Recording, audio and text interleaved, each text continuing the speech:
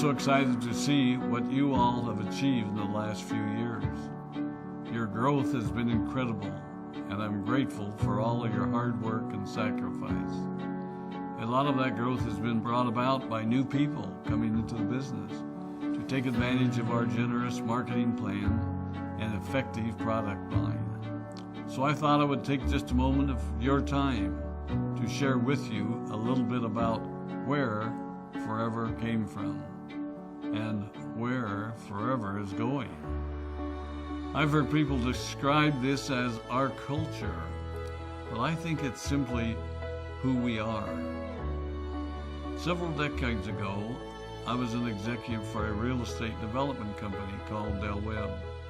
And at that time, there was a lot of excitement about a new business concept. And like many of my colleagues and friends, I went along to a business opportunity meeting and listened to a presentation about multi-level marketing.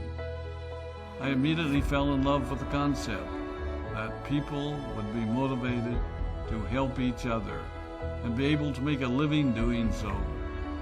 It's a beautiful thing when you think about it.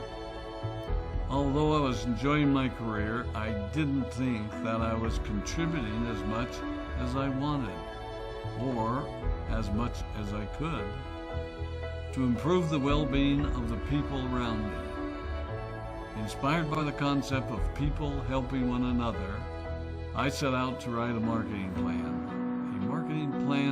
that is almost identical to the one that we use today. As I developed it, I had two goals. One was to pay the highest bonuses possible and still be able to run a company effectively. Two, to build a plan that would motivate and encourage people to keep working. I wanted a plan to reward those that remain active and engaged. I love the concept of a royalty income. However, I believe that it's good for our souls to work hard. People who work hard are happier.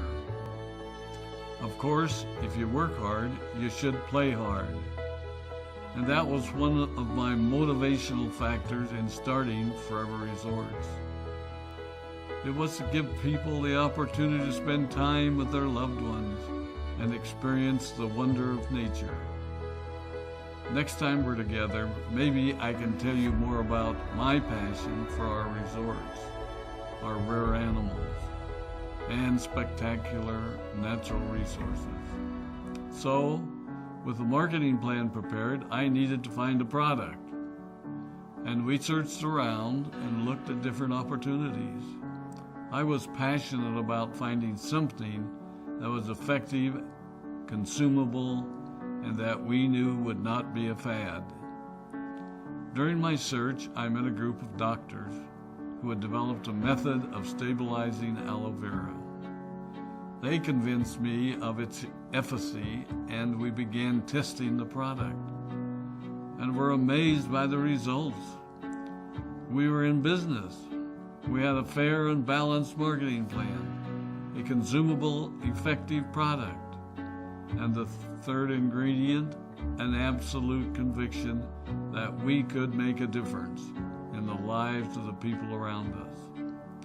And while it might have been a bit presumptuous, we honestly believed that we could make a difference in the world. We put in generous return policies, customer service incentives, and began to build this business based on the principle of being nice to one another and helping others. The success was incredible, and we grew rapidly until Christmas of 1982. I was sitting at home with the family, and the phone rang. They informed me that there had been a freeze at our aloe plantations in Texas, and that all of our aloe was destroyed. I immediately went to the airport and flew to South Texas to see what we could do. I hoped and prayed that when I arrived, what I saw would be better than the news I had received. But that wasn't to be the case. We had no aloe, and the business immediately began to suffer. There were some FBOs that left, but more importantly, there were those that stayed. It was a tough time for us. We put everything on the line to stay in business, and there were many sleepless nights. But we were convinced that what we were doing was right. We decided that this would never happen to us again.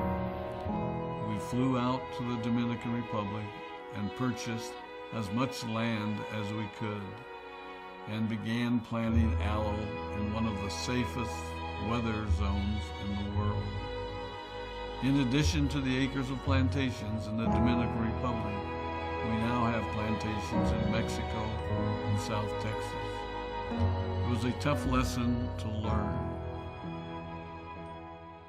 But during the tough times, we became stronger and we grew the most. We grow roots that strengthen us and help us to overcome the challenges and obstacles that life throws at us. I have learned that solid principles and core beliefs do not have a sell-by date. It is never old-fashioned or out of style to be nice to each other, to honor your commitments, and to treat people how you would wish to be treated. I recognize that many of you might not have heard about our beginnings, as you are new in the company. I am thrilled that you're part of our Forever family, but I ask you to be mindful of the foundation upon which this company has been built. Forever was built on the principles of paying the highest bonuses possible, providing the most effective and highest quality of product, and empowering people to serve one another. There are no shortcuts to success in our business. Of course, the speed at which we reach certain levels may vary, but the fundamental principles remain unchanged and will remain unchanged as we continue our journey over the next 4 decades and longer. There will be times when a pathway will open up to you that will tempt you to take a shortcut, to buy a little more product than you may need, to make a purchase in someone else's name, or other ways in which we are tempted to give up what we want most for what we want now. Never forget that you're a part of something special, a business that has been built upon taking the road less traveled.